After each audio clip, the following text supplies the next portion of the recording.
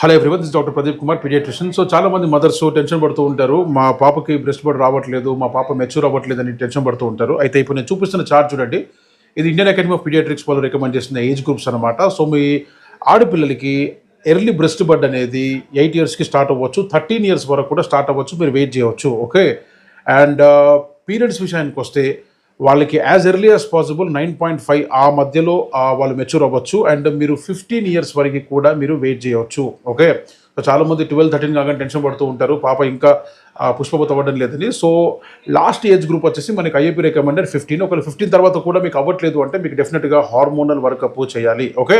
So pubic హెయిర్కి వచ్చేసేసి మనకి 8 ఇయర్స్ ఎర్లీ ఏజ్ గ్రూప్ ఉంటుంది, అండ్ 13 ఇయర్స్ వరకు లేట్ ఏజ్ గ్రూప్ ఉంటుంది as per the charting. Okay. So ఈ చార్ట్ చూసుకోండి, టెన్షన్ పడాల్సిన పని లేదు. Thank you.